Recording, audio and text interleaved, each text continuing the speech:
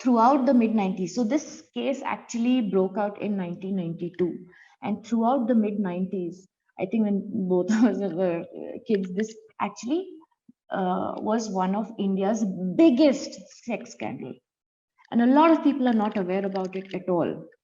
So what had happened was, in Ajmer at the Chisti Dargah, girls, over 8,000 girls, not one, not two, not three.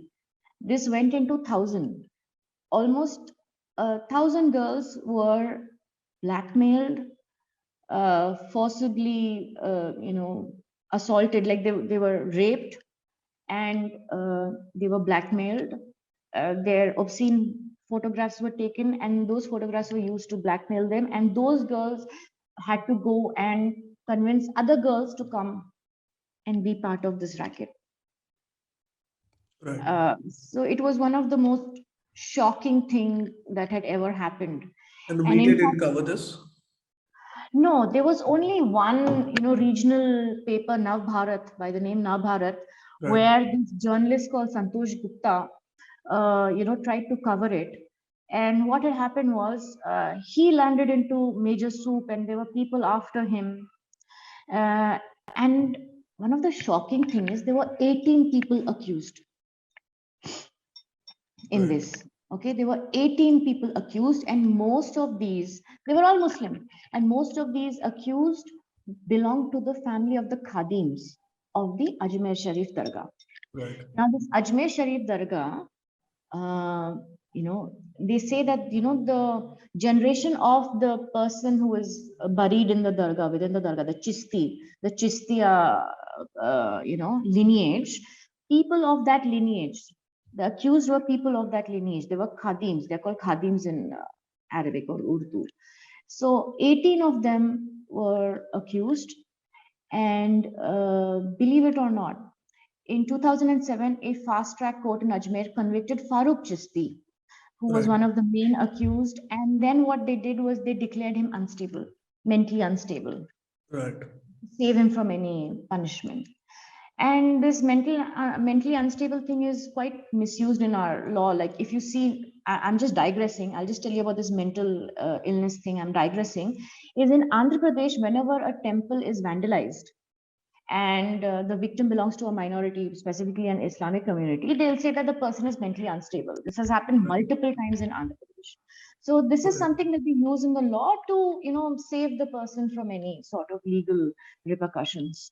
Right. And No, it was one thing only, is that there are reforms that can be probably be introduced to tackle issues like these. And the other thing is, do you feel that in general the Indian society is not aware of several legal provisions that may come to their rescue? so in fact, even the police is not aware about the, legal procedure, the decorum that needs to be followed. Like in Right. 2018, because of the Sultanpuri case, 2017 and 18, because of the Sultanpuri case, there were three policy changes regarding the POCSO, POCMA, regarding the SC/ST Atrocity Act, and regarding human trafficking. Even the police is not aware. The minute you realize, even in this Nepal case with the Delhi police, this this little girl of Nepali origin, when she went missing, the police should have immediately put in a POCSO case, POCSO and POCMA. POCSO is prevention of, sexual assault on minors, and POCMA is prevention of child marriage, right? They Right. should have been aware, and that is a very serious case. Okay, it's absolutely non-bailable, and the Yeah. jail terms are But longer. in this case, it's the police we are talking about. It's not the civilians who may not be aware of such provisions. When police themselves are not aware, how do you expect civilians to be aware about such things?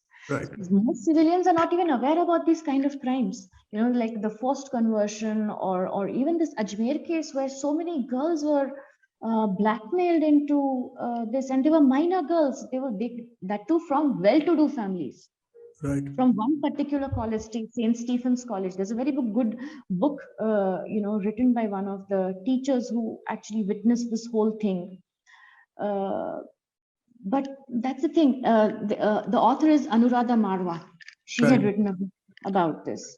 It's actually quite astonishing that generally sexual assault cases are stereotyped with the church, and it's also associated in a large number because of the number of cases involved, right? Not just in the West, but even in India, it's come to light. I think we were discussing in the last session.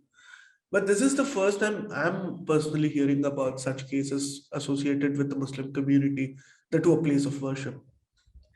See, the thing is, this Ajmer sex scandal is India's biggest scandal to date.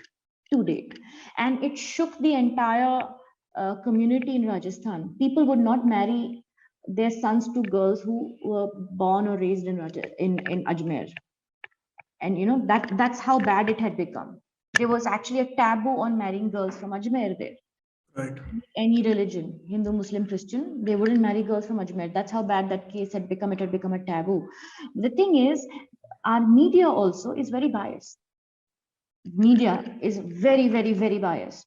They will not cover cases and crimes when they are committed by the Muslim community. You will see, even Times now is famous for it. Times of India is extremely notorious for doing this. Every time a Maulvi or a Muslim Baba kind of person, who does that jadutuna with the jhadu, when those kind of people are arrested, they will write it as a Swami got arrested. Have you Yeah, noticed? yeah. They In say one that particular a case, yeah. tantric. Since when is tantra part of Islam or part of a Muslim Right. community? They'll say Yeah. tantric or a swami or something. These keep Right. happening.